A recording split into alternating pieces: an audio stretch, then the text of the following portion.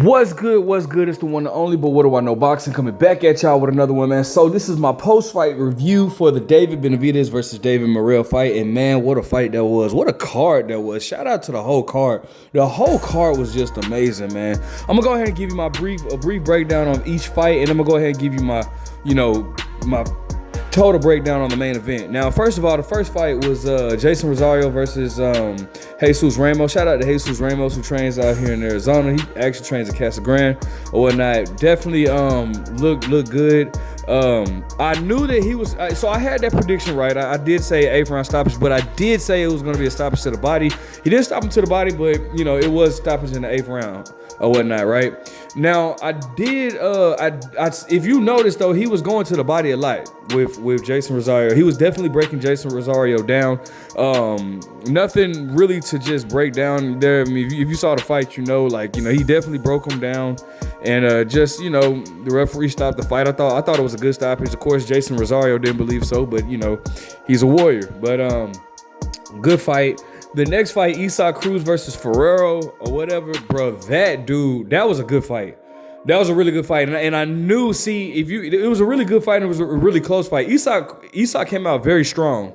Very, very strong. But the problem is with Isaac is he throws everything with the same intensity behind it. He doesn't mix up his punches, and that's why he was tiring out, because he was throwing everything so hard instead of setting up his punches or whatnot. And I didn't really like that or whatever. But I knew that it was going to end up being a close fight just based off of how Isaac lacks a lot of fundamentals. I mean, he's very explosive with his punches, but it's no way in the world that Isaac could, because Isaac wasn't, he has a very solid chin. I mean, if you see his neck, he has a very solid chin. But the thing about Isaac is not even Isaac, just anybody, when you get tired, bro, I don't care how good your chin is. You can have a chin like Golovkin ×5. Once you're tired, your punch resistance goes down. And so Isaac got a little, fatigue, and it looked like he was almost wobbled and dazed or whatnot. That version of Isaac would have got stopped by Tank. I know that for a fact. Obviously he came in, and obviously Tank had one hand, but it is what it is. But that's why I wasn't so sure, because I just don't trust Isaac because he lacks so many of the basics. Like I will give him this though. He did use his jab more, and I like what I saw. I saw him double the jab up a few times to close the distance, and then he followed with the two. So I know he has picked up something from the Rayo fight, but anybody that has good footwork and has a good jab, and a good two, they're gonna beat Isaac all night, because Isaac, he relies so much on his hooks. He's not doing anything to set him up. He doesn't throw any decoy punches. He just he's all just rah, rah. So, but good. That was a great, entertaining matchup. And I got that right. I did. I said it was going to be a close fight, and I got Isaac winning by a close fight. So I was 2-0 at that point. Stephen Fulton versus Brandon Figueroa. Now, this is the fight that I got wrong. I thought because Stephen Fulton was coming off, so he seemed to regress from the Stephen Fulton that fought Brandon Figueroa the first fight. I just felt like, man, and Brandon Figueroa seemed to be going on a momentum, but it was just like in this fight, I don't know what that, but it's like Brandon Figueroa was moving in cement. He was just allowing himself to be capitalized by Stephen Fulton the entire night. As a matter of fact, I had it 10 rounds to 2. Stephen Fulton clearly swept the rematch, and I mean in a great fashion as well. Shout out to Stephen Fulton, man. Like, he got the job done. He won by unanimous decision, and now he's a 2-division world champion. I'm proud of him, man. He looked really slick, really sharp, really good. All right. Now for the main event, this is what I really want to break down now. All right. It's a lot that I want to touch on with this. Now, David Benavidez, David Morrell. Now, I must say, David Morrell was very sharp in this fight. He wasn't wide with his punches. He had decent footwork in this fight. But it was a lot of things that he did not capitalize off of, and he allowed Benavidez to capitalize off of him. For one, I felt like in moments David Morrell was waiting too long for David Benavidez. It's almost like he was worried about what David Benavidez was gonna do, and he was trying to he wanted to react off of David Benavidez or whatnot. For two, he put himself on the ropes a little bit too much for my liking. That's not something that you wanted to do with a fighter like David Benavidez. Now, he definitely had moments in this fight. Don't get it twisted. I felt like the scorecard 118 to 108. Come on, y'all know me. This is a David Benavidez supporting channel, but that was some BS. Come on now. I think initially I had it scored. I had it. One of my first prediction when the fight was announced, I picked David Benavidez to win 7 rounds to 5, which I believe two of the score that was what two of the judges. No, it was 115 to 111. Oh nope, so I had it right then because listen. I picked David in my final prediction. I picked David Benavidez to win 115 to 112, and the reason why I said had 115 to 112 because usually it's 116 to 112, 8 rounds to 4. But I felt like David Benavidez was gonna get dropped in the early rounds. I felt like David Benavidez would get dropped, and he got buzzed. He definitely got buckled a little bit, but he won the fight. He came back and won the fight. It was a very, very entertaining fight. It was one moment in the 11th round where David Morrell had Benavidez on the ropes because it looked like David Benavidez I saw him getting fatigued and he was like tired by the 11th round. And it was like Benavidez, like when David Benavidez was telling him to come on, Benavidez just backed up. And it was like, dude, we could all see that he's tired. Like he was putting on a facade and you just fell right for it. And you backed up and just let him, now he's, back in. I just thought that was crazy. So, I felt like David Morrell had moments that he could have capitalized off of, especially like when Benavidez was tired. I noticed that his fundamentals kind of go away, meaning that he crosses his legs often. If David Morrell would have pressed the action more, especially when Benavidez was fatigued, he could have either walked Benavidez into something or caught Benavidez with an off-balance shot multiple times or whatnot. David Benavidez did very well with pressing the action. That jab was very nice. The hook was there. His counter. David Benavidez is sharp. He has very good reflexes.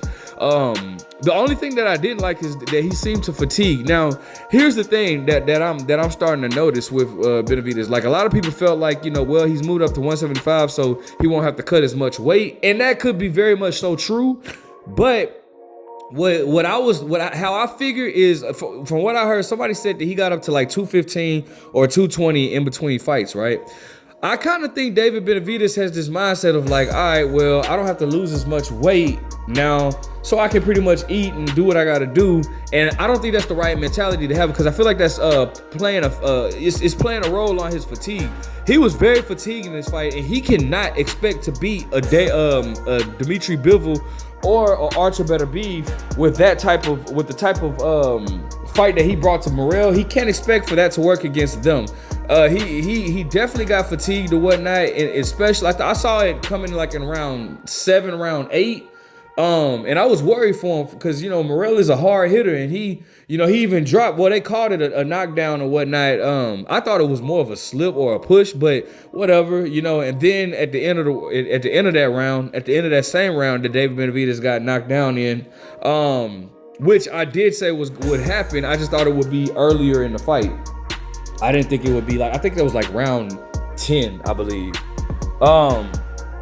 But after that, once David Benavidez was throwing a combination, because I figured he was just upset, and he was, started pressing the action on David Morrell, and he started letting combinations go after combinations, and then the bell rung. Now I ain't gonna stunt. I do feel like that was it wasn't a good call by the referee because David Benavidez did throw a combination after the bell, and it landed on David Morrell, and then David Morrell punched back. Now, David Morrell definitely punched way after the bell, so cool. If you took a point away from David Morrell, that's cool. But I do feel like since you took a point away from David Morrell, you should have also taken a point away from David Benavidez because David Benavidez definitely punched after the bell. But it is what it is. I don't think that played a huge factor. I don't think it would have changed the outcome of the fight at all. Just a moment that I noticed. But still, you know, it was a really good fight. Really good fight. David Benavidez was pushed. He was fatigued. He has to do something about that weight. He really has to get to a point to where he's not ballooning up so much in weight after his fights, because I mean, I really feel like that's starting to take a toll on him, especially with him fighting bigger guys and being in a bigger weight class. I just feel like it's taking a toll on him, and that's not a safe thing to do. You don't want to be in a situation where you've allowed yourself to gain so much weight. I mean, that was what was going on with Jermaine Taylor, my uncle Jermaine. A situation where he used to balloon up in weight. He used to be like 200 like almost about 200 pounds, and he would cut a lot of weight, and that's why he would get fatigued in the later rounds. You know what I'm saying? So, you know, Benavidez didn't have these issues at 168. And again, it could be because he was fighting smaller guys. Like, he wasn't fighting big guys. Now at 175, he's fighting bigger guys or whatever. But I want to go ahead and break this down too, finally, because I already see people making comments saying, "Oh, David Benavidez, how is he supposed to be this world-class fighter and he's having performances like this?" To anybody that's criticizing Benavidez' legacy because, you know, he was in a highly contested fight, do me a favor. Can you name one person that has ever, just give me one world-class boxer that has never been through a fight like that? One. Just one.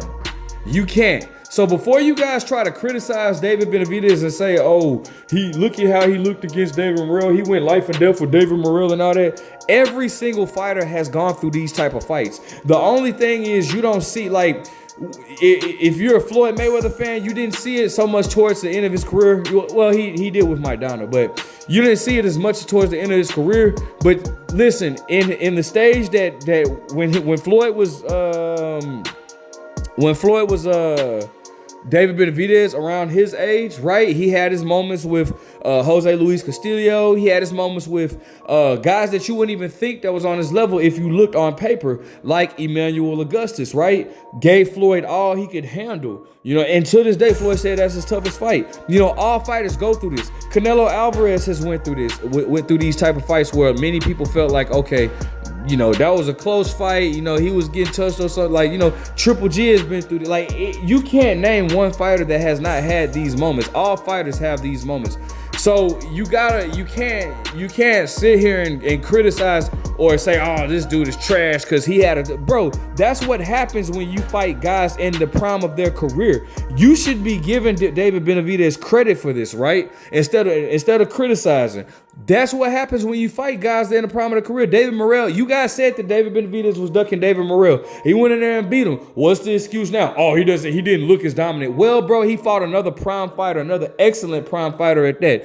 Matter of fact, it's funny. Some of the same guys, some of you same YouTube channels was criticizing Terrence Crawford because he went the distance with a fighter that only had 11 fights. David Benavidez just went through just probably the toughest fight of his career against a guy that had how many fights? 11 fights. That's why I tell you, you dummies don't need to be listening to. I don't care. These YouTubers are not in the ring like I am. You know what I'm saying? Like these guys have great extensive amateur careers. You don't look at the numbers. You look out based off of the who they're fighting and the activities. Like, people just don't know shit about boxing. Rest in peace to Roger Mayweather. But anyways, bottom line is David Benavidez got the victory. Now, the way he performed tonight, he cannot perform like that against a Dimitri Bivol, nor can he perform like that against an Artur Beterbiev. But he got the victory. Now it's on to the next. Now here's another thing.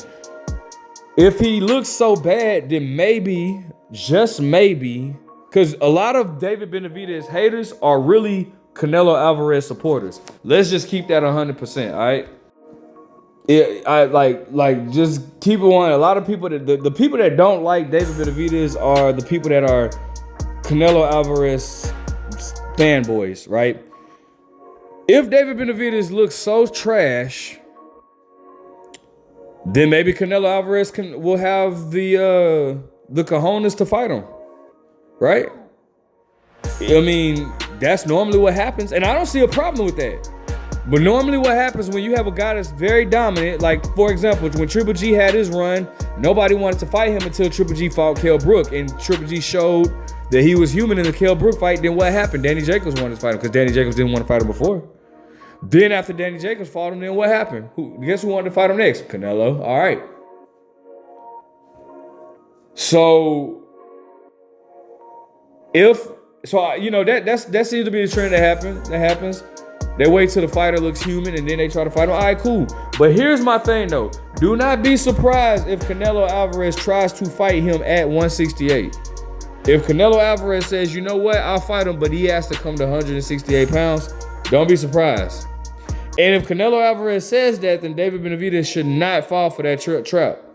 Don't fall for that, bro, because you finna be drained. And the Canelo fanboys are gonna give Canelo credit for whatever he does, no matter what. So I'm just letting that be known right there. I thought David Benavidez, I thought he looked good. Stuff that he definitely needs to work on. He definitely needs to manage his weight better, because I don't, ballooning up as far as he did and then, dropping all that weight, that's not safe. He's gonna have to do better with that, maybe, and that would help with his condition. Or who knows, maybe his body is still getting acclimated to 175 pounds. I don't know, but I do know that that wasn't the best version, but it's also, of course, when you have a fighter who fights other prime fighters, that's what happens. You don't look like an inventor, like this Superman. You look human because you're fighting another top level fighter. Let me know what you guys think. Make sure you guys like, comment, subscribe. Who do you want to see David Benavidez fight next? But what do I know?